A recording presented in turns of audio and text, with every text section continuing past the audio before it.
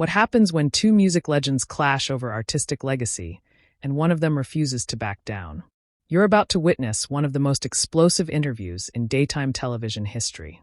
Before we dive into this jaw-dropping confrontation, make sure to hit that subscribe button and drop a comment below, because this story will leave you speechless. The Jennifer Hudson show had been building anticipation for weeks. Morris Day, the flamboyant frontman of the time and Prince's former collaborator, was scheduled to discuss his new memoir and reflect on his decades in the music industry.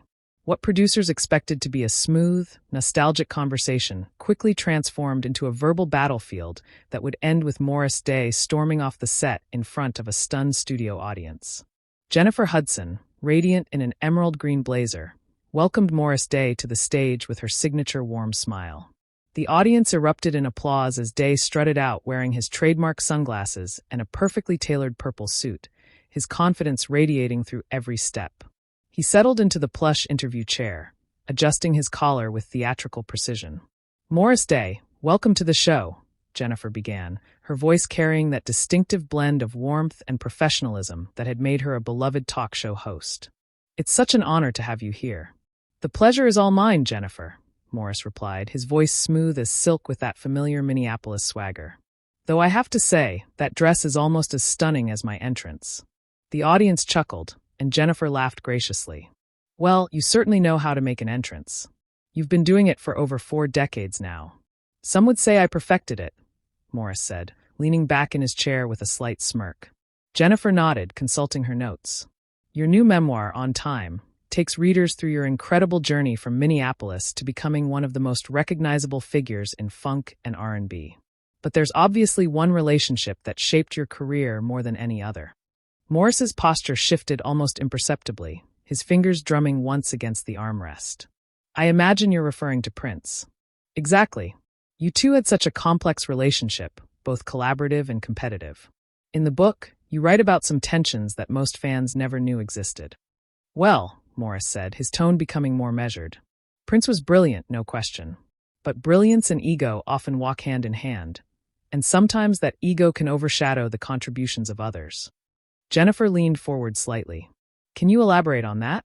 Because from the outside, it seemed like you two were partners, especially during the time's early success." Morris removed his sunglasses for the first time, revealing sharp, calculating eyes. "Partners," he repeated, letting out a dry laugh. "Jennifer, let me tell you something about partnerships. A real partnership means equal credit, equal respect, equal recognition. What we had was more complicated than that." "In what way?" "Prince wrote most of the time's music." "Yes, but he performed it under our name because his record label wouldn't let him release multiple albums simultaneously. Meanwhile, I'm up there performing, giving those songs life, creating the visual identity, the stage presence, the personality that made the time unforgettable. But who gets remembered as the genius behind it all?" Jennifer's expression grew more serious.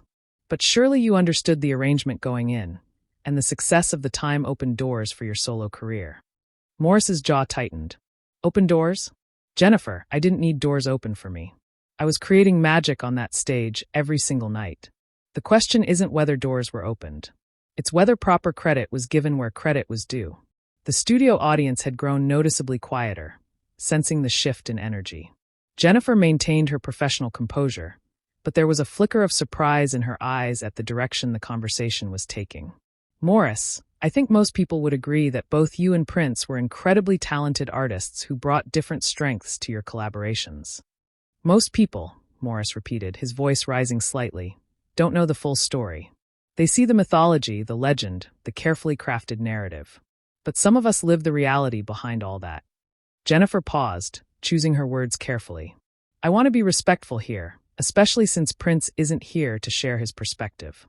But from interviews he gave over the years, it seemed like he had tremendous respect for your talents and contributions." Morris stood up abruptly, causing Jennifer to startle slightly. He began pacing behind his chair, his movements sharp and deliberate.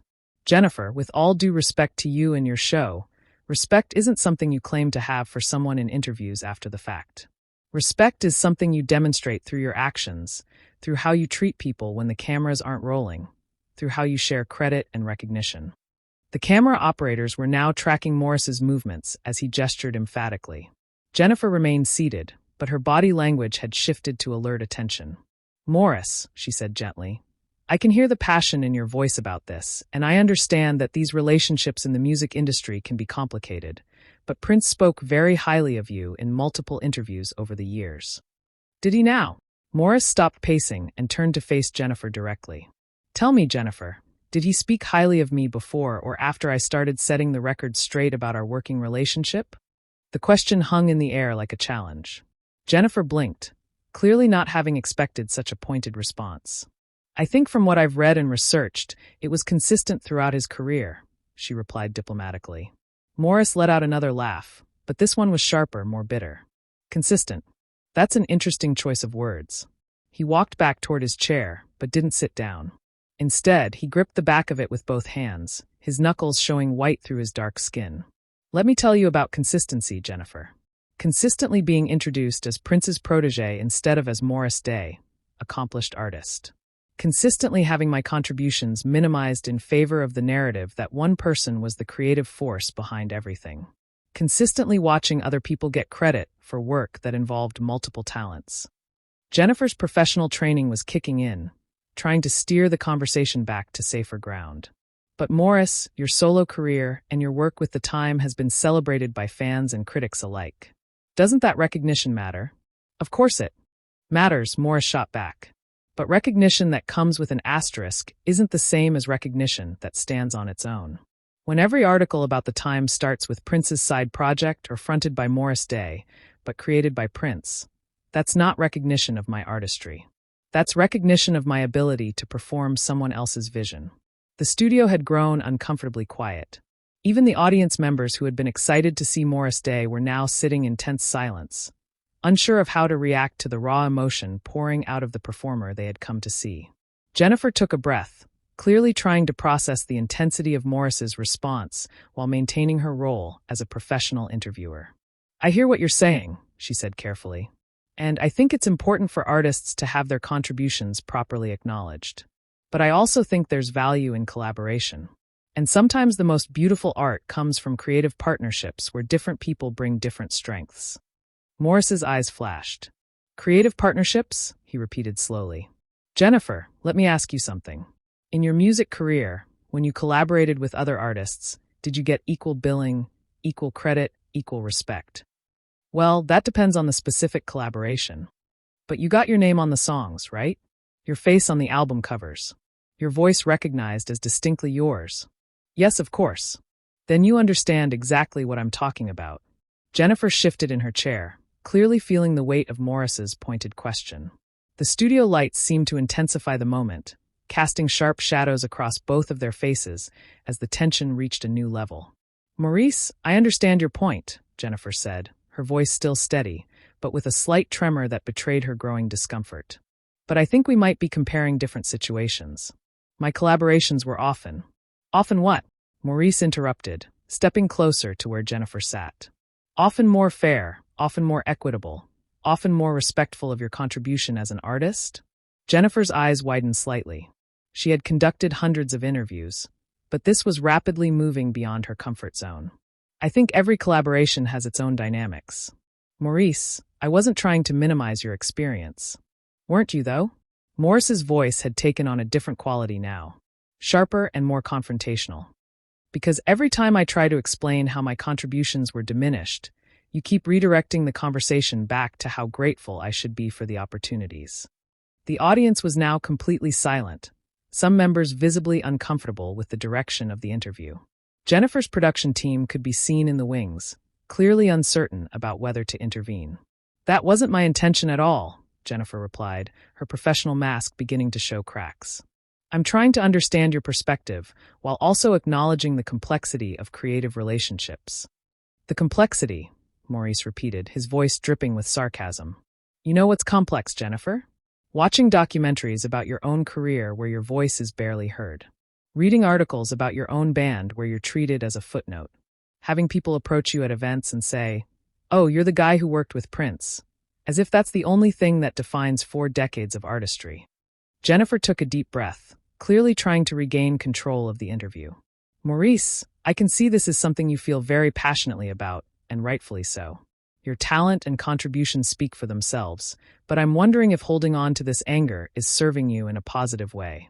The question seemed to hit Morris like a physical blow. His face flushed, and for a moment he was speechless. When he finally spoke, his voice was dangerously quiet. Holding on to anger, he said slowly. Jennifer, are you seriously psychoanalyzing me right now? I'm not trying to psychoanalyze anyone, Jennifer replied quickly, realizing she had crossed a line. I'm just asking if focusing on past grievances is helping you move forward creatively. Maurice laughed, but it was a harsh, bitter sound that made several audience members visibly flinch. Past grievances. You know what, Jennifer? Let me tell you about past grievances. He began pacing again, his movements more agitated now. I've spent the last 30 years trying to move forward creatively. I've released solo albums, toured internationally, collaborated with contemporary artists, built my own production company. But every single interview I do, every article written about me, every introduction I get on stage, it all comes back to the same narrative. Morris Day, former member of The Time, Prince's collaborator. Jennifer watched him pace, clearly struggling with how to respond. But Maurice, that's part of your legacy. It's not the whole story, but it is a significant part of your story. Legacy, Morris spat. You want to talk about legacy? My legacy is being reduced to a supporting character in someone else's story. My legacy is watching other people get credit for innovations that came from my creative input. My legacy is being told to be grateful for the privilege of having my own artistry overshadowed. The tension in the studio was now palpable. Jennifer's usual warm demeanor had been replaced by visible stress, and she kept glancing toward the wings where her producers were stationed. Maurice, she said, her voice now carrying a hint of firmness. I understand you're frustrated, but I think you're being unfair to the many people who do recognize and celebrate your individual talents. Unfair? Maurice stopped pacing and stared at her. Jennifer, do you know what's unfair? Having your creative contributions minimized for decades, and then being told you're being unfair when you finally speak up about it. Jennifer's composure was beginning to crack. I'm not minimizing your contributions, Maurice. I'm trying to have a balanced conversation about your career and your experiences. Balanced, Maurice repeated. There's that word again. You know what would be balanced, Jennifer?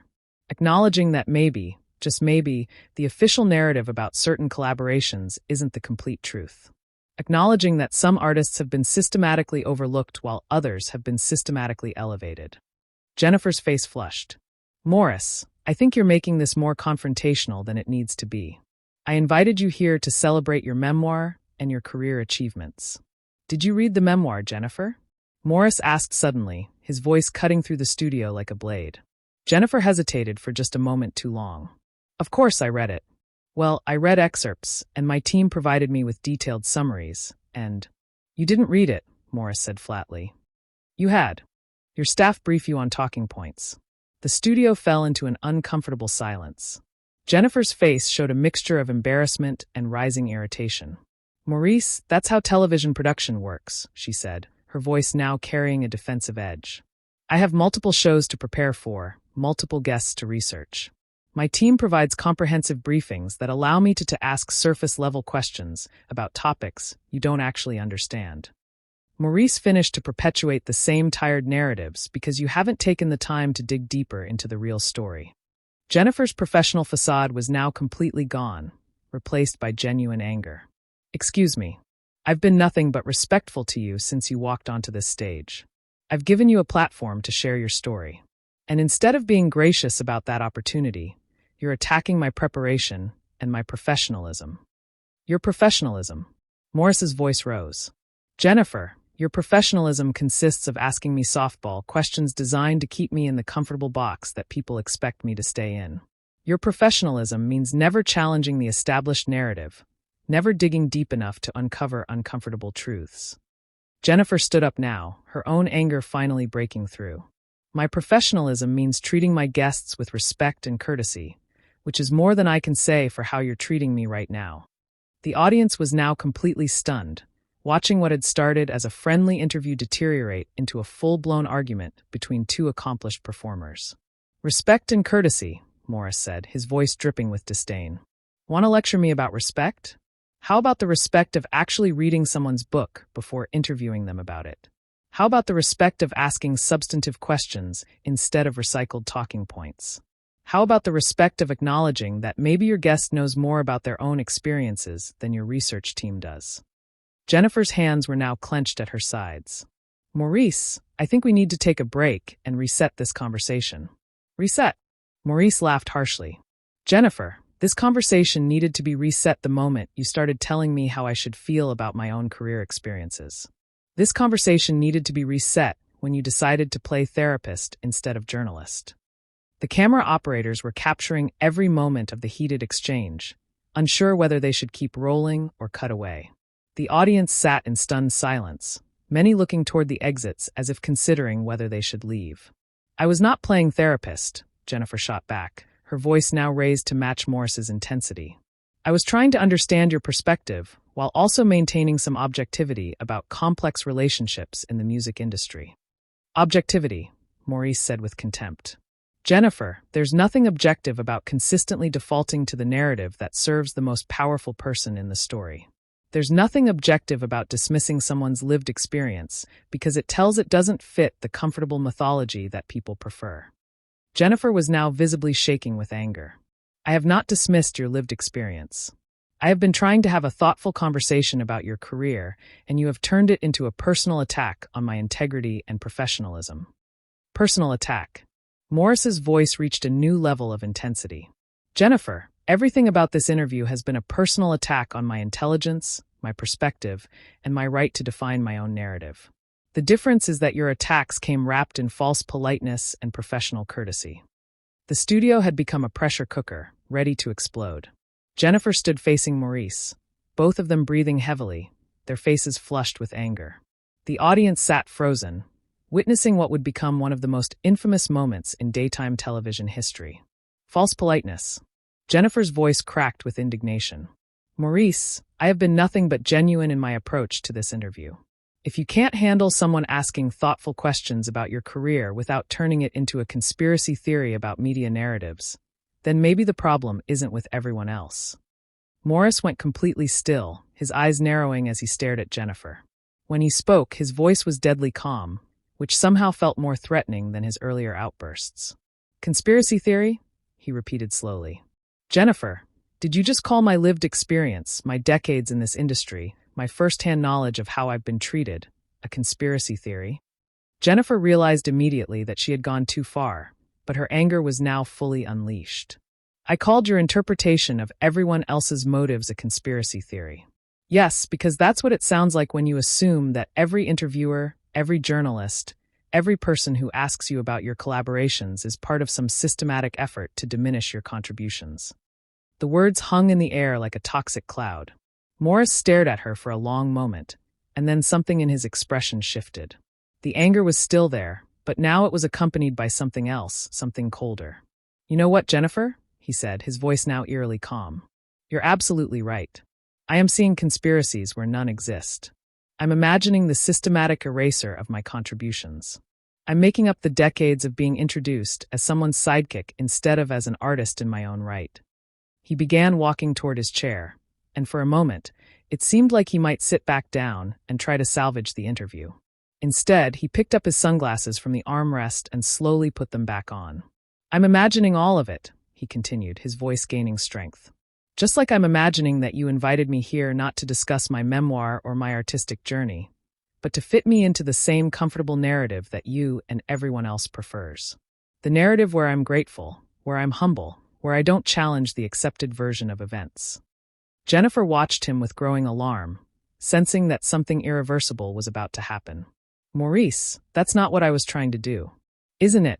Maurice adjusted his sunglasses and straightened his suit jacket with theatrical precision. Because from where I'm standing, this entire interview has been an exercise in keeping me in my assigned role. The charming sidekick who knows his place and doesn't rock the boat. The production team in the wings was now frantically gesturing, unclear whether they should cut to commercial or let the confrontation play out. The camera operators continued filming, capturing every moment of the escalating drama. Maurice, please, Jennifer said, her anger now giving way to professional panic as she realized the interview was spiraling completely out of control. Let's take a step back and try to have a productive conversation about your book and your music. Productive.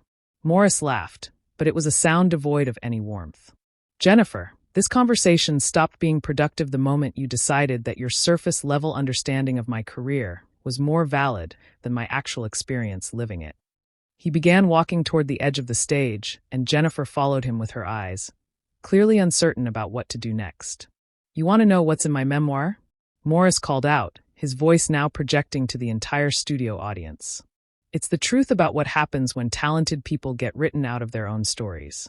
It's about what happens when the music industry decides that one narrative is more marketable than the complex reality of collaborative creativity. Jennifer took a step toward him. Maurice, I understand you're passionate about this, but what? Morris spun around to face her one final time.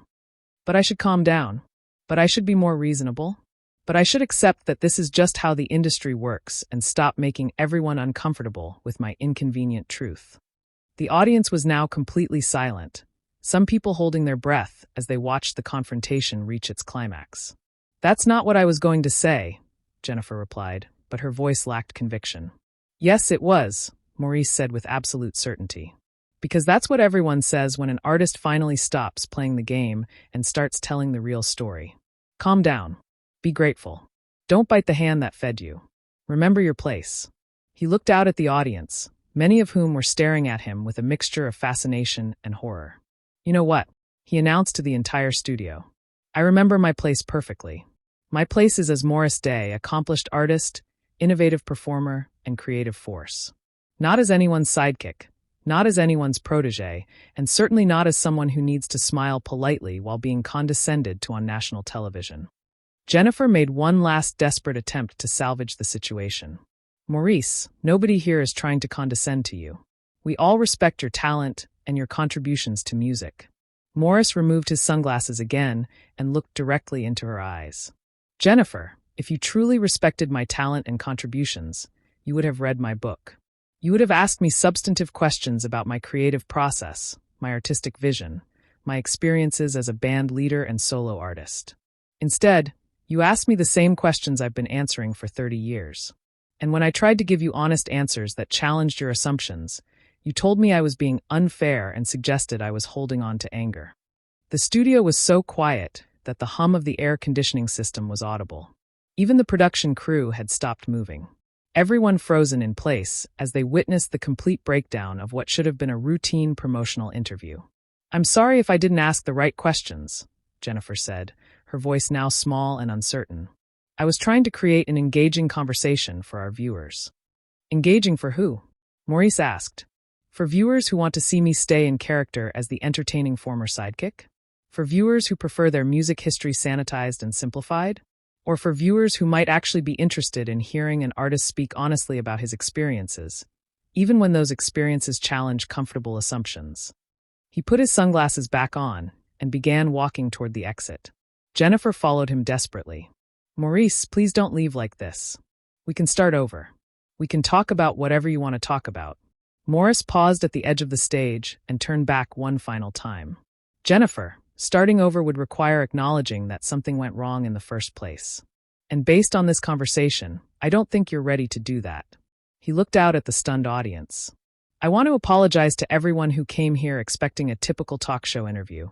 But sometimes the truth is more important than comfort. And sometimes an artist has to choose between being polite and being honest. Jennifer made one final plea. Maurice, your fans are here. People who love your music and want to hear your story. My fans, Maurice said with a sad smile, deserve better than watching me pretend to be grateful for being diminished. And they deserve to understand that sometimes the most respectful thing you can do is walk away from a conversation that isn't serving the truth.